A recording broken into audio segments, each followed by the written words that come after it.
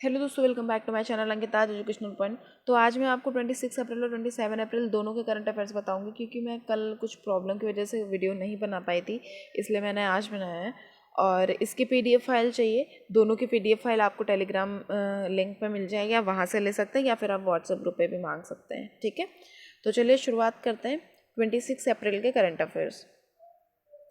पहला क्वेश्चन है, निम्न में से किस राज्य सरकार ने हाल ही में स्टूडेंट्स के लिए संपर्क बैठक मोबाइल ऐप लॉन्च किया है? पहला दिल्ली सरकार है, दूसरा गुजरात सरकार, तीसरा पंजाब सरकार एंड चौथा है हरियाणा सरकार। करेक्ट आंसर है हरियाणा सरकार। हरियाणा सरकार ने हाल ही में स्टूडेंट्स के लिए संपर्क बैठक मोबाइल ऐप लॉन्च किया है, जिसमें 500 वीडियो और ऑडियो उपलब्ध हैं।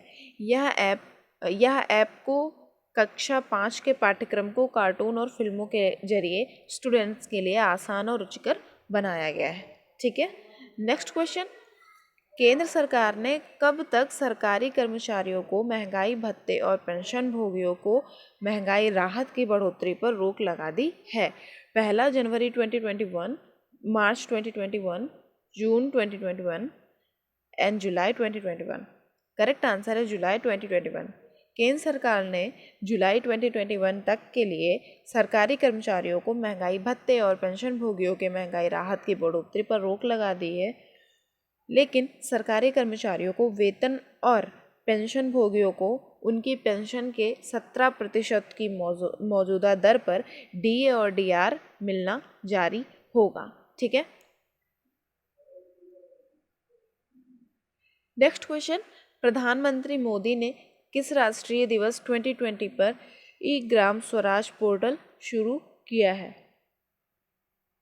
पहला राष्ट्रीय ग्राम दिवस, दूसरा राष्ट्रीय डाक दिवस, तीसरा राष्ट्रीय पंचायती राज दिवस एंड चौथा है राष्ट्रीय महिला दिवस। इसका करेक्ट आंसर है राष्ट्रीय पंचायती राज दिवस। प्रधानमंत्री मोदी ने हाल ही में राष्ट्रीय पंचायती राज दिवस 2020, जिसे भारतीय संविधान के 73वें संशोधन अधिनियम 1992 के पारित होने का प्रतीक भी माना जाता है, उस दिन देश भर में सरपंचों से वीडियो कॉन्फ्रेंसिंग के जरिए बातचीत करके ई ग्राम स्वराज पोर्टल शुरू किया गया है। ठीक है, नेक्स्ट क्वेश्चन, कोरोना जांच में तेजी लाने के उद्देश्य से किसने हाल ही में देश की पहली मोबाइल ऐप का उद्घाटन किया है? पहला नरेंद्र मोदी, दूसरा निर्मला सीतारमण, तीसरा राजनाथ सिंह एंड चौथा है प्रकाश जावड़ेकर सॉरी। इसका करेक्ट आंसर है राजनाथ सिंह। केंद्रीय रक्षा मंत्री राजनाथ सिंह, ये हमारे रक्षा मंत्री हैं राजनाथ सिंह, ने हाल ही में कोरोना जांच में तेजी लाने के उद्देश्य से रक्षा अनुसंधान और विकास संगठन डीआरडीओ के द्वारा विकसित देश की पहली mobile lab mobile virology research and diagnostics का उद्घाटन किया है, याद रखिएगा। ठीक है, नेक्स्ट क्वेश्चन, हाल ही में किसने भारतीय मानव अंतरिक्ष कार्यक्रम और स्पेस रिसर्च से संबंधित स्वदेशी तकनीक विकसित करने के लिए प्रस्ताव मांगे हैं? ऑप्शन है डीआरडीओ, दूसरा स्वास्थ्य मंत्रालय, तीसरा इसरो या फिर नासा। करेक्ट आंसर है, अगर न्यूज़ देखते होंगे तो आपको ये पता होगा बहुत अच्छे से, इसरो। भारतीय अंतरिक्ष अनुसंधान संगठन इसरो ने हाल ही में भारतीय मानव अंतरिक्ष कार्यक्रम और स्पेस रिसर्च से संबंधित स्वदेशी तकनीक विकसित करने के लिए प्रस्ताव मांगे हैं। इसरो ने कहा कि यह मिशन का परिणाम सभी मानव जाति के लिए महत्वपूर्ण होगा। ठीक है, नेक्स्ट क्वेश्चन, 26 अप्रैल मतलब आज के दिन विश्व भर में कौन सा दिवस मनाया जाता है? विश्व बौद्धिक संपदा दिवस, या फिर विश्व धरोहर दिवस, या फिर विश्व महिला सुरक्षा दिवस, या फिर विश्व विज्ञान दिवस, साइंस डे। इसका करेक्ट आंसर है विश्व बौद्धिक संपदा दिवस। 26 अप्रैल को विश्व भर में विश्व बौद्धिक संपदा दिवस मनाया जाता है। इस दिवस का उद्देश्य विश्व भर में नवाचार और रचनात्मकता को बढ़ावा देने में बौद्धिक संपदा अधिकारों की भूमिका के बारे में जागरूकता फैलाना है। आप लोग ये डे ज़रूर याद कर लीजिएगा। आप लोग इससे या फिर आप गूगल से ज़रूर सर्च करके डे ज़रूर याद कर लीजिएगा, क्योंकि क्वेश्चन जब एग्ज़ाम पूछे जाते हैं तो उसमें एक क्वेश्चन ज़रूर डे पे पूछा जाता है कि आज के दिन कौन सा डे, या फिर इस डेट को कौन सा डे मनाया जाता है, या फिर विश्व बौद्धिक संपदा दिवस कब मनाया जाता है। तो आप लोग ये ज़रूर याद कर लीजिएगा, क्योंकि डे से क्वेश्चन ज़रूर पूछा जाता है, ठीक है। और डे और जो मैंने बोला था कैपिटल्स और जो फुल फॉर्म होती हैं, ये तीन चीज़ें आप लोग ज़रूर से पढ़ लीजिए, क्योंकि इन तीनों से क्वेश्चन ज़रूर पूछे जाते हैं। नेक्स्ट क्वेश्चन है, इनमें से किस रेटिंग्स एजेंसी ने भारत की वृद्धि दर वित्त वर्ष 2020 से 2021 में घटकर 0.8% रहने का अनुमान लगाया है? पहला यूनेस्को, दूसरा फॉर्च्यून, तीसरा मूडिज एंड चौथा है फिच। करेक्ट आंसर है फिच। फिच रेटिंग्स एजेंसी ने भारत की वृद्धि दर वित्त वर्ष 2020 से 2021 में घटकर 0.8% रहने का अनुमान लगाया है। वित्त वर्ष 20 से 21 में वृद्धि दर में गिरावट के मुख्य वजह उपभोक्ता खर्च में कमी होगी और 5.5% से घटकर 0.3% रह जाएगी, ठीक है।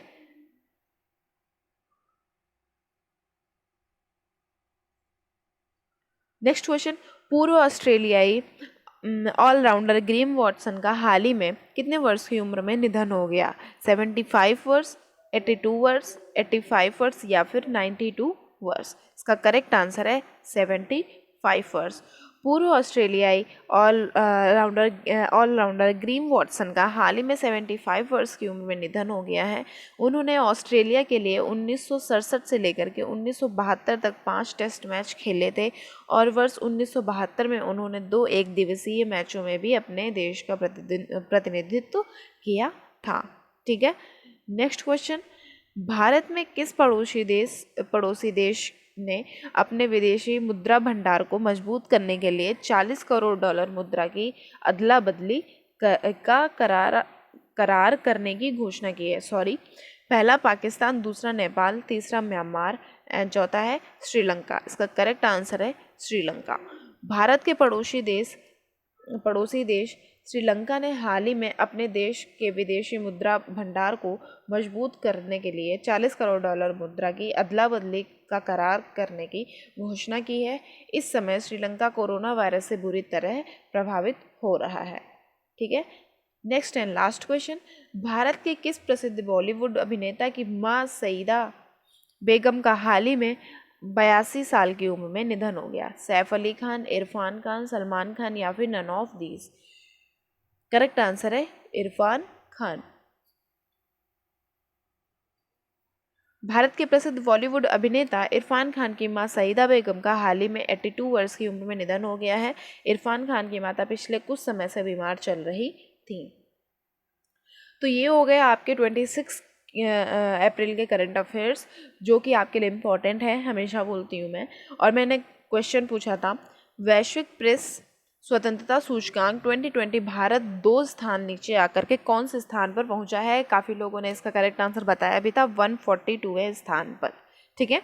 और क्वेश्चन है आज का, ऑनलाइन एजुकेशन प्लेटफॉर्म पर गुणवत्तापूर्ण ई लर्निंग मटेरियल उपलब्ध करवाने के लिए किसने निशंक विद्यादान 2 कार्यक्रम की शुरुआत की है? ये भी मैंने क्वेश्चन बताया है, तो इसको भी आपको बताना है।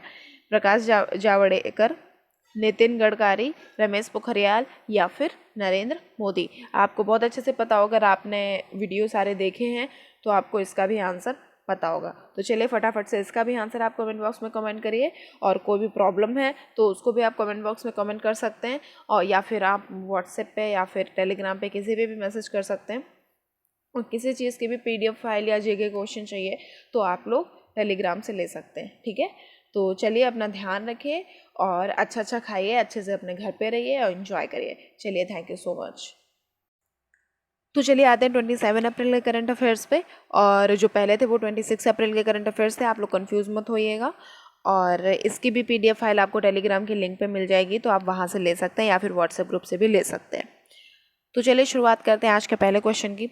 पहला क्वेश्चन है, वित्त मंत्रालय ने 29 इंश्योरेंस कंपनियों और 9 स्टॉक और सिक्योरिटीज इकाइयों को केवाईसी के लिए किस डॉक्यूमेंट्स का इस्तेमाल करने की इजाज़त दे दी है? पहला पैन कार्ड, दूसरा ड्राइविंग लाइसेंस, तीसरा आधार कार्ड एंड चौथा है राशन कार्ड। करेक्ट आंसर है आधार कार्ड।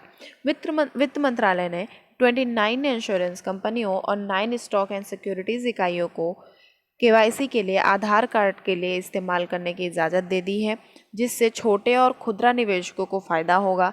उन्हें केवाईसी के लिए कागजात पेश करने की ज़रूरत नहीं पड़ेगी। ठीक है, नेक्स्ट क्वेश्चन, निम्न में से किसके द्वारा जारी रिपोर्ट के मुताबिक भारत को विदेशों से भेजी जाने वाली रकम 23% घटकर 64 अरब डॉलर रहने का अनुमान है? यूनेस्को, विश्व बैंक, मूडीज या फिर फॉर्च्यून? इसका करेक्ट आंसर है विश्व बैंक। विश्व बैंक के द्वारा जारी रिपोर्ट के मुताबिक भारत को विदेशों से भेजी जाने वाली रकम 23% घटकर 64 अरब डॉलर रहने का अनुमान है, जो कि हाल ही के इतिहास में सबसे अधिक गिरावट है। यह गिरावट प्रवासी श्रमिकों के वेतन और रोजगार में कमी के कारण हुई है। नेक्स्ट क्वेश्चन, हाल ही में किस राज्य सरकार ने कोरोना संकट में रिपोर्टिंग कर रहे पत्रकारों को 10 लाख रुपए का बीमा देने की घोषणा की है?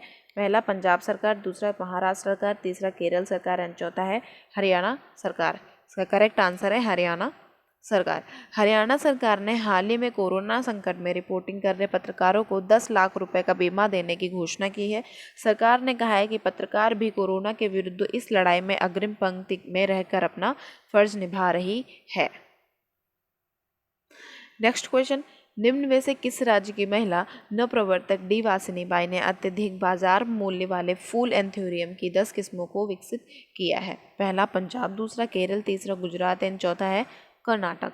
इसका करेक्ट आंसर है केरल। केरल राज्य की महिला नवप्रवर्तक डी वासिनी बाई ने अत्यधिक बाजार मूल्य वाले फूल एंथोरियम की 10 किस्मों को विकसित किया है।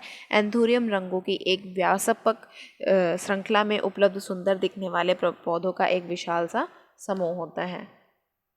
नेक्स्ट क्वेश्चन, 27 अप्रैल को इनमें से किस देश में स्वतंत्रता दिवस मनाया जाता है? मालदीव, चीन, दक्षिण अफ्रीका या फिर ऑस्ट्रेलिया? करेक्ट आंसर दक्षिण अफ्रीका। दक्षिण अफ्रीका में 27 को स्वतंत्रता दिवस, फ्रीडम डे मनाया जाता है। यह दिवस 1994 में उस दिन को आयोजित पहले रंगभेद के बाद के चुनावों को याद कराता है। ठीक है, नेक्स्ट क्वेश्चन, 27 अप्रैल को किस वर्ष यूआईडीएआई ने भारत के नागरिकों की पहचान का नया सबूत यूनिक आइडेंटिफिकेशन नंबर आधार पेश किया था? पहला 2009, 2010, 2011 या फिर 2012? करेक्ट आंसर है 2010। 27 अप्रैल 2010 को unique identification authority of India UIDAI ने भारत के नागरिकों की पहचान का नया सबूत यूनिक आइडेंटिफिकेशन नंबर आधार और नया लोगो पेश किया था। Next question, athletics integrated unit ने मध्यम दूरी की धाविका झूमा खातून का कितने वर्ष का प्रतिबंध लगा दिया है? 2 वर्ष, 4 वर्ष, 5 वर्ष या फिर 6 वर्ष? इसका करेक्ट आंसर है 4 वर्ष। जो एथलेटिक इंटीग्रेटेड यूनिट के मध्यम दूरी की धाविका झूमा खातून है, उन पर प्रतिबंध स्टेरॉयड के सेवन के आरोप में 4 वर्ष का लगाया है। 2 वर्ष पुराना डोपिंग का यह मामला एनडीटीएल पकड़ने के में नाकाम रही थी। ठीक है, नेक्स्ट क्वेश्चन, यूरोप में फुटबॉल सत्र खत्म करने वाला देश कौन सा देश हाल ही में पहला देश बन गया है? पहला हांगकांग, दूसरा इंग्लैंड, तीसरा नीदरलैंड या फिर ऑस्ट्रेलिया? करेक्ट आंसर है नीदरलैंड। नीदरलैंड जो है वो फुटबॉल महासंघ ने हाल ही में कोविड-19 महामारी के कारण सन 2019 से सन 2020 एरेडिविसी सत्र को पूरा होने से पहले ही खत्म कर दिया, जिससे यूरोप में फुटबॉल सत्र खत्म करने वाला नीदरलैंड पहला देश बन गया है। नेक्स्ट क्वेश्चन, मानवाधिकार की दिशा में कदम उठाते हुए किस देश ने हाल ही में कोड़े मारने की सज़ा बंद कर दी है? पहला जापान, दूसरा चीन, तीसरा अफ्रीका एंड चौथा है सऊदी अरब। इसका करेक्ट आंसर है सऊदी अरब। सऊदी अरब के शाह और युवराज क्राउन प्रिंस द्वारा हाल ही में मानवाधिकार की दिशा में कदम उठाते हुए कोड़े मारने की सज़ा बंद कर दी है। सऊदी अरब के उच्चतम न्यायालय का कहना है कि ताज़ा सुधार का लक्ष्य देश को शारीरिक दंड के खिलाफ अंतर्राष्ट्रीय मानवाधिकारों के मानदंडों के लिए के और करीब लाना है। ठीक है, तो ये हो गया आज के। अच्छा, एक क्वेश्चन है अभी, सॉरी इनमें से किस देश ने हाल ही में ग्रीनलैंड को 92 करोड़ रुपए की आर्थिक मदद देने की घोषणा की है? पहला भारत, दूसरा ऑस्ट्रेलिया, तीसरा अमेरिका एंड चौथा है चीन। इसका करेक्ट आंसर है अमेरिका। अमेरिका ने हाल ही में ग्रीनलैंड को 92 करोड़ रुपए की आर्थिक मदद देने की घोषणा की है। यहाँ 92 करोड़ रुपए की आर्थिक मदद ग्रीनलैंड को प्राकृतिक संसाधनों और शिक्षा पर खर्च की जाएगी। सॉरी, थोड़ा मिस्टेक हो गई बोलने में। तो ये हो गए आज के आपके क्वेश्चन, और कोई भी प्रॉब्लम है, कोई भी डाउट है तो आप लोग ज़रूर से कमेंट बॉक्स में कमेंट करिए, क्योंकि मैं थोड़ा सा बीच में से समझा नहीं पा रही हूँ, थोड़ी सी प्रॉब्लम है मुझे, तभी मैंने कल वीडियो नहीं बनाया था। तो अगर आपको कोई भी डाउट है तो आप लोग कमेंट बॉक्स में ज़रूर से कमेंट कर सकते हैं। और 27 अप्रैल का जो क्वेश्चन है, आपको 2 क्वेश्चन के आंसर देने हैं, एक 26 अप्रैल का और 27 अप्रैल का। 27 अप्रैल का क्वेश्चन है, इनमें से किस रेटिंग्स एजेंसी ने भारत की वृद्धि दर वित्त वर्ष 2021 में घटकर 0.8% रहने का अनुमान लगाया है? अब आप लोग अगर वीडियो देख रहे होंगे, बहुत अच्छे से आप लोग इसका आंसर दे सकते हैं, यूनेस्को, फॉर्च्यून, मूडीज या फिर फिच। तो ये रहे आज के आपके क्वेश्चन, और जो कि आपके लिए इम्पॉर्टेंट है, आप लोग पढ़िए अच्छे से। और मैंने जैसे कि पहले वीडियो में बताया कि आप लोग जो ये डेज़ है, आप लोग इनको ज़रूर याद कर लीजिए, क्योंकि ये इनसे रिलेटेड 1-2 क्वेश्चन ज़रूर एग्ज़ाम में पूछा जाता है। तो ये तो बहुत ईजी है, क्योंकि कुछ क्वेश्चंस होते हैं जो हम लोग को पता नहीं होते कि कौन सा आएगा, क्या आएगा। तो हम लोग को ये तो पता होता है, एक फुल फॉर्म वाला होता है कि फुल फॉर्म पूछ ली जाती हैं, और एक डे होता है जो वो पूछा जाता है। तो आप लोग डे सारे पढ़ लीजिए, और कोई भी प्रॉब्लम है, कुछ भी है, तो आप लोग मैसेज कर सकते हैं। चलिए, अब अच्छा खाइए, अपने घर में रहिए और अपना ध्यान रखें। Thank you so much.